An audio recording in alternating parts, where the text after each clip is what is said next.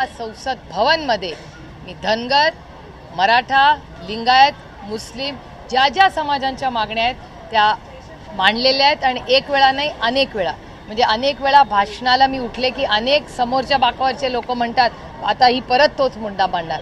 हा परत मुद्दा मांडायचा नाही. त्या समाजांना न्याय नाही मिळाला आणि जर कुणालाही माझ्या भाषणांचा डेटा हवा असेल तर तो डेटा मी पूर्णपणे तुम्हाला देऊ शकते की किती वेळा मी स्वतः मराठा, धनगर, लिंगायत, मुस्लिम अनेक छोटे मोठे समाज आहेत ज्यांना काही वेगळ्या वेगळ्या मागण्या आहेत. ह्या महाराष्ट्रातून सगळ्यात जास्त आरक्षणवर भाषण करणारं कोण असेल तर त्या व्यक्तीचं नाव सुप्रिया सुळे आणि मी हे डेटा ड्रिव्हन तुम्हाला सांगते आणि तो सगळा डेटा माझ्या मोबाईलमध्ये माझ्या सगळ्या सोशल मीडिया प्लॅटफॉर्म्सवर आहे.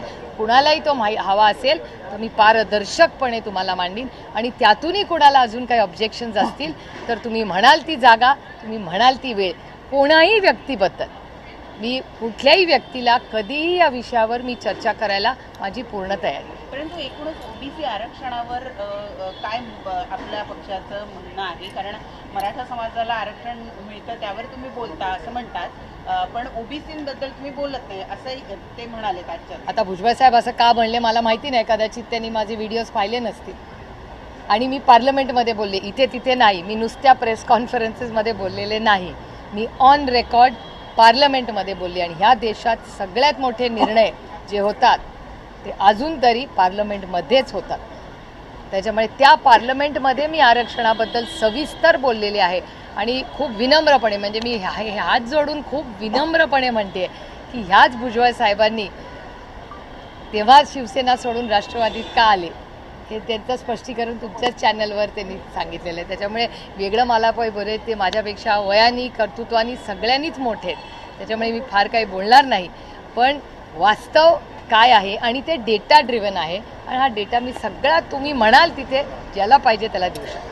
2 सप्टेंबरला हैदराबाद गॅझेटनुसार आरक्षण दिलं जाईल हा जो मुद्दा आलेला आहे, राज्य शासनानं जो GR काढला आहे त्यानंतर सगळ्या समाजांचं असं म्हणणं आहे, वेगवेगळ्या समाजाची लोक आंदोलन करतात. ओबीसी समाजाचं म्हणणं आहे की ते लागू करू नये, त्यामुळे आमच्या आरक्षणाला धक्का लागेल. तिकडे बंजारा समाज म्हणत आहे की आम्हाला हैदराबाद गॅझेटनुसार ST मध्ये आरक्षण मिळालं पाहिजे. वंजारी समाजाचे लोक, मुंडे साहेब, धनंजय मुंडे यांनी असं वक्तव्य केलं आहे की बंजारा आणि वंजारी एकच आहेत. कुठेतरी 2 तारखेच्या GR नंतर एक संपूर्ण समाजातल्या आरक्षणाचा मुद्दा हा ढवळून निघालेला आहे. काय नेमकं चाललंय हे? ह्याचं उत्तर मी नाही तुम्हाला देऊ शकत. याचं उत्तर तुमच्यासारखी, मीही एक महाराष्ट्राची लोकप्रतिनिधी आहे पण त्याच्या आधी मीही एक नागरिक देखील.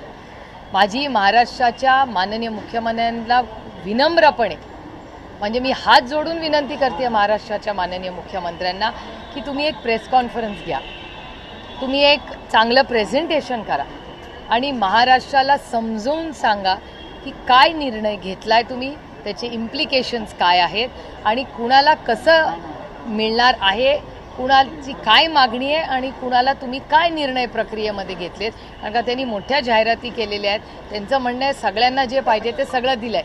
मग एकीकडे जर सगळं तुम्ही दिलं आहे आणि लोक एवढे समाधानी आहेत तर मग ती जाहिरात एक तरफ आणि होणारी आंदोलन एक तरफ.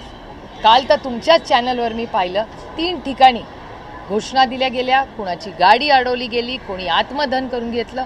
या सगळ्या गोष्टी अस्वस्थ करणाऱ्या नाही आहेत आणि ह्याचं उत्तर राज्यकर्त्यांनी द्यावं लागेल कारण का निर्णय त्यांनी घेतला. त्यामुळे त्यांनी आम्हाला समजून सांगितलं पाहिजे. कारण का तज्ज्ञ एक म्हणत आहेत, मीडियामधले लोक बोलत आहेत, प्रत्येक समाजाचा माणूस काहीतरी वेगळं म्हणतोय आणि ह्याचं उत्तर कोण देऊ शकतं तर मायबाप सरकारच देऊ शकते. तर माननीय मुख्यमंत्र्यांनी एक प्रेझेंटेशन घ्यावं. माझी तर विनंती आहे, मी वारंवार तुम्हाला हे बोललेले की त्यांनी एक ऑल पार्टी मीटिंग पहिली बोलवावी, त्याच्यानंतर एक असेंब्लीचं सेशन बोलवावं, सविस्तर चर्चा करून आम्हाला राज्याला उत्तर द्यावं की काय नक्की केलंय. नाहीतर एवढं करायचं नसेलच त्यांना अगदीच, खरं एक प्रेस कॉन्फरन्स घेऊन तरी समजून सांगा, एक प्रेझेंटेशन करून. लक्ष्मण हाके म्हणतात ते ओबीसी आरक्षण संपवायला घेतलं तर आमच्या हातात जर काट्या आता नाही आहेत तर कोयते असतील असं देखील लक्ष्मण हाके. याचं उत्तर तुम्हाला माननीय मुख्यमंत्र्यांनाच विचारावं लागेल. कारण का हे जे स्टेटमेंट्स येत आहेत ह्याची सगळ्याची उत्तरं माननीय मुख्यमंत्र्यांकडेच आहेत ना. आम्ही काय करतो, आम्ही विरोधात आहोत. आम्ही लोकांच्या ज्या काही भावना आहेत त्या पोचवण्याची सरकार दरबारी नैतिक जबाबदारी विपक्षी आहे, विरोधी पक्षाची आहे. ते आम्ही सातत्याने करतोय. मी तर रोज बोलते या विषयांवर आणि मी गेले अनेक महिने म्हणजे ओल्या दुष्काळाची बातमी काल तुम्ही मला तुमच्या एका चॅनलवर मी पाहिली. 1 महिन्यापूर्वी मी माननीय अमितभाई शहांना दिल्लीला जाऊन भेट घेतली आहे. ते माझ्या ट्विटर अकाउंटवर ते पत्रही आहे, फोटोही आहे. मी अमितभाईंना विनंती केली की महाराष्ट्रात प्रचंड पाऊस पडलेला आहे, आता 2 गोष्टी करणं गरजेचं आहे. एक सरसकट कर्जमाफी करणं अतिशय महत्त्वाचं आहे आणि ओला दुष्काळ जाहीर करा. हे मी 1.5 ते 2 महिन्यापूर्वी अमितभाई शहांना दिल्लीला विनंती केली. हा पहिला मुद्दा. आणि म्हणजे जसं हा मुद्दा आहे तसंच आरक्षणाच्या बाबतीत सातत्याने मी विनंती करते आणि हे आंदोलन व्हायच्या आधी पण मी बोललेले. हे का मी ह्या टर्ममध्ये आरक्षणाबद्दल बोललेलं आहे, मी मागच्या टर्ममध्येही बोललेले आहे की धनगर समाजाची जी मागणी आहे, मराठा समाजाची जी मागणी आहे, लिंगायत समाजाची जी मागणी आहे, आता बंजारा समाजाच्या जे काही प्रश्न आता तुमच्या चॅनलवर दिसत आहेत, मुस्लिम समाजाचे, सगळ्या समाजांचे जे काही कॉम्प्रिहेन्सिव्ह बिल आणा. माझं भाषण काढून बघू शकता तुम्ही. मी तारीख वाईज किती वेळा ह्याच्यावर बोलले की एक एक करू नका. एक मोठं देशात एवढी मोठा मॅन्डेट आहे या सरकारला. तिकडे 1.5 किती 240 250 खासदार आणि इथे 250 आमदार, एवढं मोठं मॅन्डेट तुमच्याकडे असताना आणि केंद्रामध्ये जर असा काहीतरी चांगलं आरक्षणाचं सोल्युशन काढलं. आम्ही सरकारच्या बाजूनी जसं GSTला उतरलो आणि त्यांच्याबरोबर मतदान केलं, आम्ही आरक्षणासाठी करू त्यांच्याबरोबर. पण त्यांनी पीस बाय पीस आणून उपयोग नाही. मग कधी झारखंडसाठी आणलं, आम्ही स्वागत केलं. कधी गोव्यासाठी आणलं, आम्ही स्वागत केलं. कधी उत्तराखंडसाठी आणलं, आम्ही स्वागतच केलं ना. आम्ही कधी विरोध केला? तर तुम्ही महाराष्ट्रासाठी आणि भारतासाठी एक कॉम्प्रिहेन्सिव्ह लेजिस्लेशन का नाही आणत?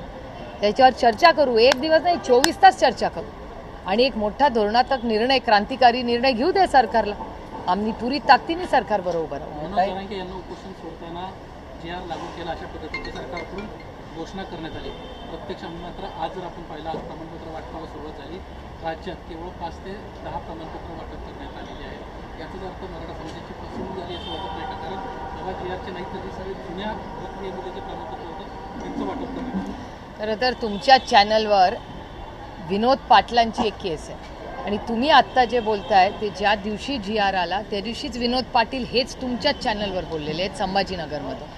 आणि तेव्हाच कन्फ्युजन वाढायला लागलं की सरकार आणि माननीय मुख्यमंत्री एक म्हणतायत आणि विनोद पाटील दुसरं काहीतरी म्हणतायत, भुजबळ साहेब आणि काहीतरी. त्याच्यामुळे इतकं कन्फ्युजन झालेलं आहे की नक्की इम्प्लिमेंटेशन काय होणार, कसं होणार. जोपर्यंत आणि माननीय मुख्यमंत्री आहेत या राज्याचे, माननीय मुख्यमंत्र्यांनीच सांगायचा अधिकार आहे की नक्की GR काय आहे, त्याचं इम्प्लिमेंटेशन कसं होईल आणि त्याचा फायदा किती लोकांना होईल. ताई, राहुल गांधींनी पत्रकार परिषदेत सॉफ्टवेअरचा वापर करत हजारो मतदार हे यादीतून हटवलं आणि त्यासाठी जो मोबाईल नंबर वापरण्यात आला तो कर्नाटकाचा. मी ती सगळी प्रेस कॉन्फरन्स पाहिली राहुलजींची. एक तर एक गोष्ट आपण सगळ्यांनीच मान्य केली पाहिजे की हा सगळी जी माहिती डेटा ड्रिव्हन आहे. म्हणजे हे नेहमीप्रमाणेचे आमच्यावर जसे खोटे नाटे आरोप केले जातात ते आपले इलेक्शनमध्ये आरोप येतात आणि मग ते गायब होतात. आणि ज्यांच्यावरती इलेक्शनवर सिरियस होतं आणि ज्यांच्यावर ED CBI वगैरे होते ते वॉशिंग मशीनचा एक ऑप्शन असतो. त्यामुळे हे 2 ऑप्शन्स या राज्यात आणि देशात आपण सगळ्यांनी गेले